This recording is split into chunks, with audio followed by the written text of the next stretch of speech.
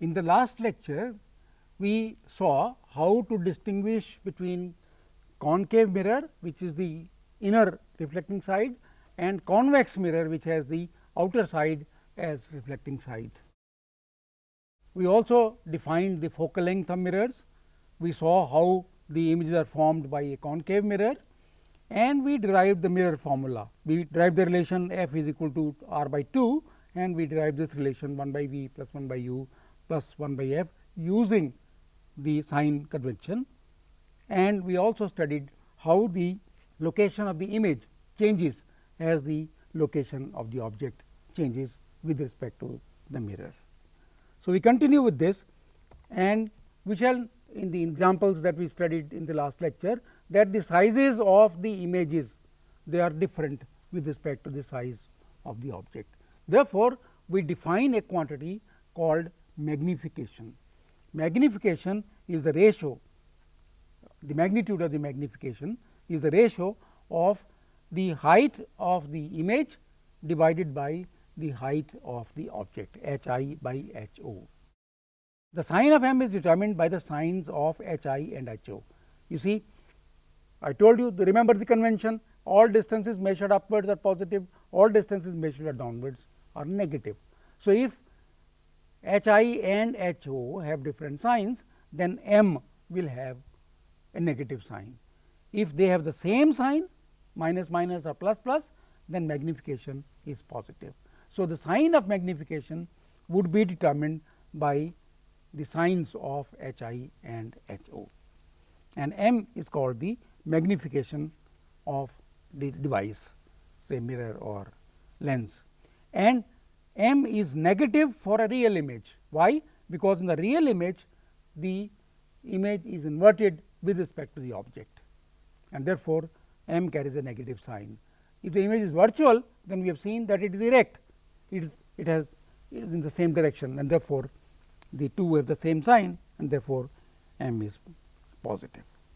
Here again, I will just to convey the ideas, this is the object, its height from the axis is h o, this is the image, its height from the axis is h I, and you can compare the triangles, I mean this is simple, and you can get m is equal to h I by h o, the magnitude, and the sign would be negative because the image is measured downwards, the object is measured upwards, they are in the, this is positive, this is negative, therefore, the ratio would be negative. So, magnification is minus v by u, which you can get by comparing the appropriate triangles. So, let us take an example. The real image of a candle is 3.2 centimeters long and is located at 12.4 centimeters in front of a concave mirror of focal length 9.8 centimeters. So, calculate the position of the object and its size. So, we are given v is minus 12.4 because it is a real image and it is toward it, distances must be measured towards the right. Therefore, it is minus 12.4, f for a concave mirror is negative. So, minus 9.8, and we shall find u by the formula 1 by v plus 1 by u is equal to 1 by f, and if we use the signs here of v and f, then we get 1 by u is 1 by v minus 1 by f. So, we substitute the values. How do we substitute the values? That from the mirror equation yielding u equal to 46.7 centimeters. So, we have got u, we have got v, and v by u is the magnification, and this is the actual length. So, it is magnified by the factor called magnification, that is 46.7 divided by 12.4, and therefore, the roughly 4. So, the image would be 4 times 3.2, that is 12.1 centimeters, and this will be a virtual image, and therefore, the magnification is positive. Concave mirrors are used in large optical telescopes. I told you earlier, concave mirrors are used for shaving kits, for makeup kits for women, and by dentists to examine your teeth and so on. They are also used in large optical telescopes. You see, these days telescopes, large telescopes are not made from lenses, and therefore, they use the reflecting mirrors. Large lens, why are large lenses not used? Because large lenses are quite heavy and mirrors are very thin and therefore, not very heavy. Moreover, refracting telescopes need long tubes, which not only add to the weight of the telescope, but also create problems like thermal currents in the. If you have a long tube, there can be temperature gradient and therefore, there can be thermal currents. So, modern telescopes use several small mirrors linked by computers to act as a very large mirror. I will show you example. You see, these are small mirrors, hexagonal mirrors, and they are joined, and we use the computer software to align the images formed by or synthesize an image formed by the individual mirrors. So, this gives a large mirror. These small mirrors, which are easy to make, they are combined by computer software to give a large mirror. A reflecting telescope therefore, has this ray diagram. The rays come from infinity, from a star or whatever other objects are there, and they get reflected at the concave mirror called the primary mirror. They get reflected, and then there is a secondary mirror here, which is a plane mirror, and this plane mirror, after reflection, the rays go through this lens, which is called the eyepiece, and after passing through eyepiece, they become parallel. The eyepiece is so arranged that the rays become parallel and they enter the eye. So, this is how the rays come from infinity and actually enter the eye after getting reflected at the primary and the secondary mirrors. In the case of radio telescopes, radio waves are also electromagnetic waves. Therefore, like light, they can also be reflected, but they are not reflected by the glass mirrors or glass lenses. They are reflected by solid or metal dishes. You have a metal dish, and this metal dish will reflect the electromagnetic radio waves. So, here we have a dish made of metal, and these are the rays coming. They meet at this point, this mirror here, and this sends them back to this, and there is a detector here housed in this building. Because metal dish is used because radio waves are reflected by metal dish. Here is an example of a metal dish and the focal point, and here is the assembly which either detects or sends rays elsewhere. This is the photograph at the right, shows one of the dishes of the giant meter wave radio telescope near Pune, and this was built by the National Center for Radio Astrophysics, which is under the Tata Institute of Fundamental Research. Here also we do not have one single dish, we have large number of dishes, and the image by these dishes is synthesized by computer software to form the final image. This image is taken from NCRA TIFR.S.in. So, having studied the concave mirror, let us come to the convex mirror. Convex mirror, you remember, the reflecting side is outside, the outer side is the reflecting side. We still have P, the pole, and parallel rays, they come and they get reflected in this direction. That means, they appear to come from this point F. Parallel rays, after reflection, they appear to come from the point F, appear to come. Therefore, this P f is the focal length and C is of course, the center of curvature. So, C gives the normal to the mirror, and this angle of incidence is equal to this angle of reflection. This angle of incidence is equal to this angle of reflection. So, the laws of reflection are obeyed, everything, and the rays appear to come from the point F after reflection. So, according to our convention, P f is positive. The focal length of a convex mirror is positive, because it is measured in the direction of the incoming light. The light is coming from the left, this distance is also measured from left to right. Therefore, this is a positive distance. So, focal length of a convex mirror is positive according to our convention. Let me also point out that in several books you will find different things, they might use different conventions, and therefore, we take it positive, some books may be taking it as negative. So, therefore, my suggestion is that we stick with the convention that we use, and then you will get consistent answers to all your questions. The rule for drawing the diagram remains the same. There is no actual rule, there is just one rule, and one rule is because of reflection, angle of incidence must be equal to angle of reflection.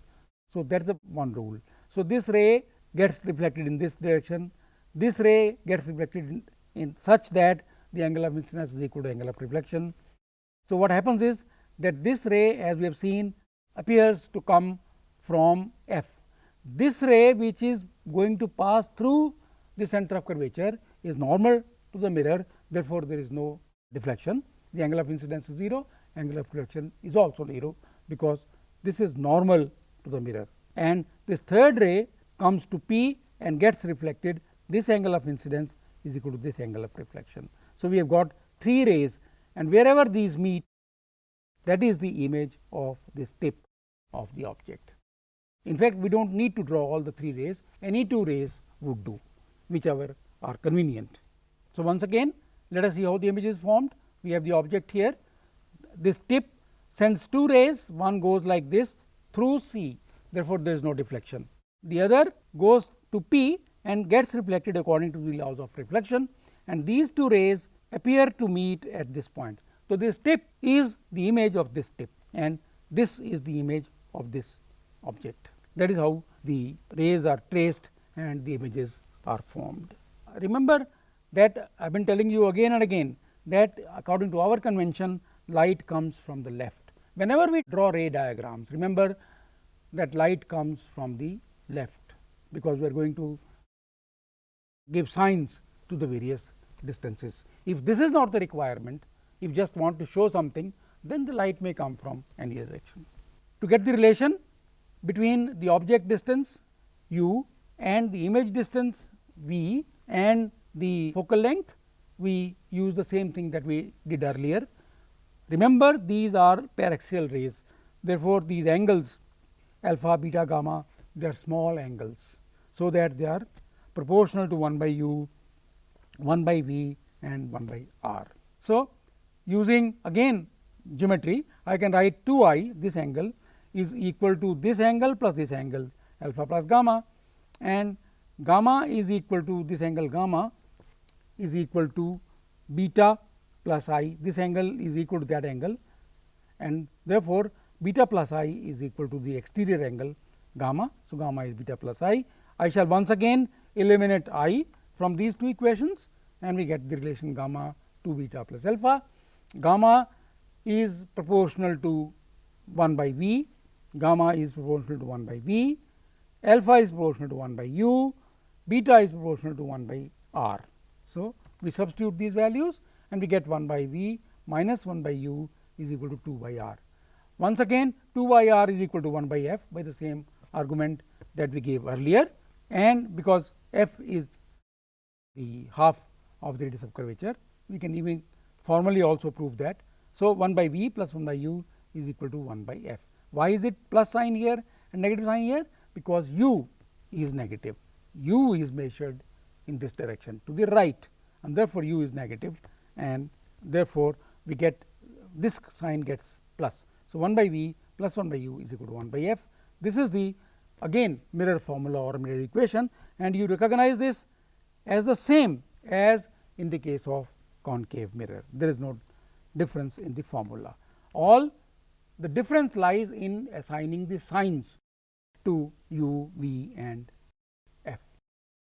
And magnification also retains the same definition. In this case, magnification is positive, because both h 0 and h I they are in the same direction. Therefore, the magnification is positive. So, let us take an example. Suppose the object is at a distance of 60 centimeters in front of a convex mirror of focal length of magnitude 15 centimeters. Where would the image be? Now, obviously, u is in front of the mirror, therefore, it is negative. F we have seen for a convex mirror is positive. We substitute the values and find v, and v turns out to be 12 centimeters and 12 plus 12 centimeters. That means, the image is on the side opposite to that of the object. Once again, the object is on this side, the image is on this side. So, therefore, the image distance turns out to be positive, and magnification is again, if we know the sizes of two things, we can find the magnification, or V by U gives us the magnification, which in this case is 1 by 5. This is important thing to remember. For a convex mirror, the image is always smaller in size. Wherever the object is, the image is always smaller in size. It is virtual and erect and always smaller in size.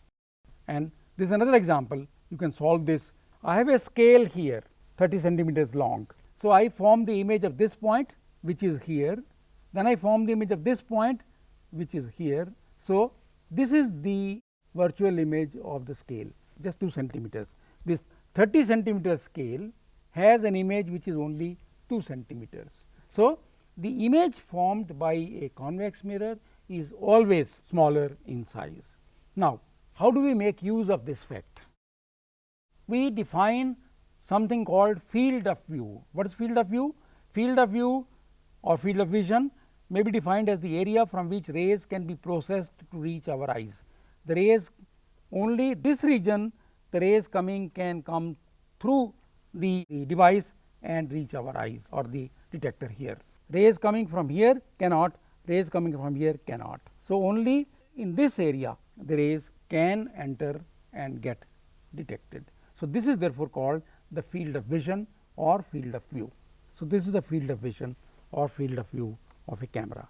What about a plane mirror? If our eye is here, then we can detect only this ray, not this ray, because then after reflection the angle of incidence will not be equal to angle of reflection. So, the maximum that we can get is this ray and this ray. So, therefore, this will define the field of view for this position of the eye. If the position of eye changes, then the field of view will also change. If the eye is here, then only these rays, all rays in between them can reach the eye.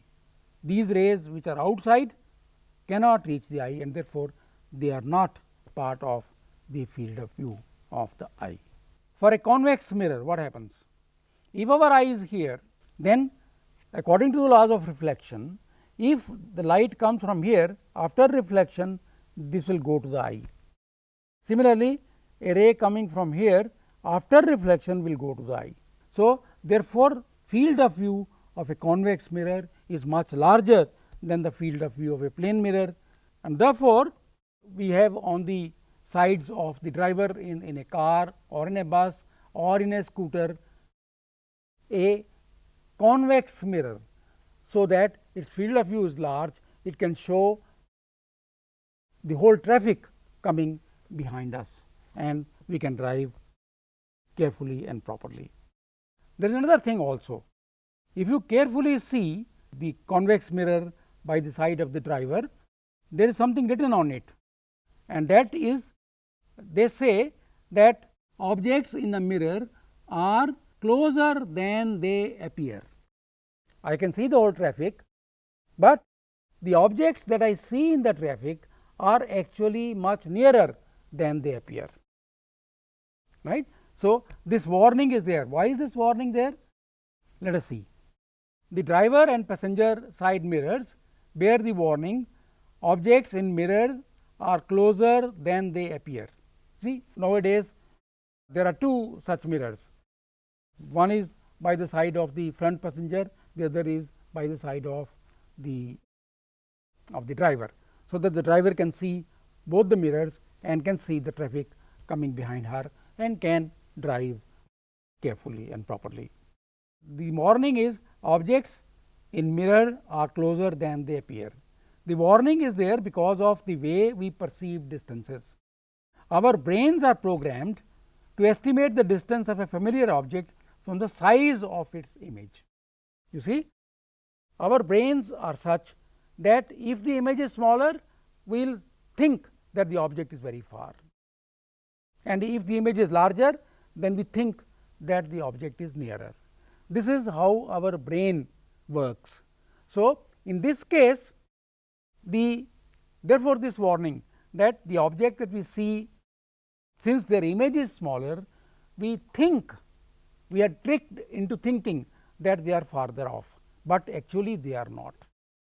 So, since the image of the familiar object formed by the convex mirror is smaller in size, we are tricked into believing that the object behind us is farther than it actually is. So, therefore, this warning, because our brain tells us wrongly that these objects are farther off than they actually are, because their image is smaller.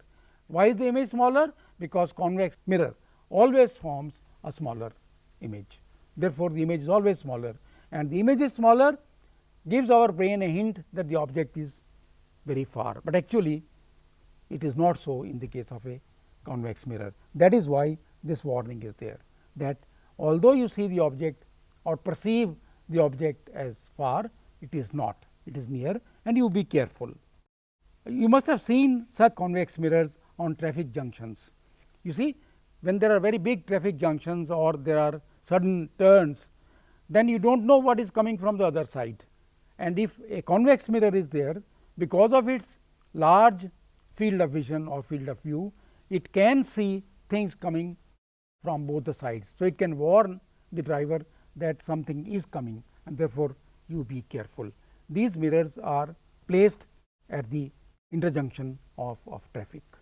If you have been to a large mall, you would have seen such mirrors there placed at various places. Why are they there? One, they can show a very large part of the establishment to the person who is looking at these mirrors. So, for example, indoors, especially in large buildings like hotels and hospitals, convex mirrors are strategically placed at sharp turns to avoid possible collisions. One, these mirrors are there, so you know somebody is coming from this direction or from this direction, and you are careful, you do not collide with that person. And they also serve as additional purpose, that is surveillance of shoppers. I mean, you go to shop and somebody somewhere, because of this mirror, is seeing how you behave, and if you are going to steal something, then it will be known to the person there. So, surveillance of shoppers, so that they do not indulge in pilferage and theft. In the next lecture, we shall again continue with this geometrical optics, and now we shall see the surfaces, spherical surfaces, which are separate two media of two refractive indices, and we shall derive this relation between object distance, image distance, and the radius of curvature of the surface. And we shall also see how we can trace the rays and form images, and we will see where these are actually used. They are used in lenses, and we shall see the basic forms of lenses in the next lecture.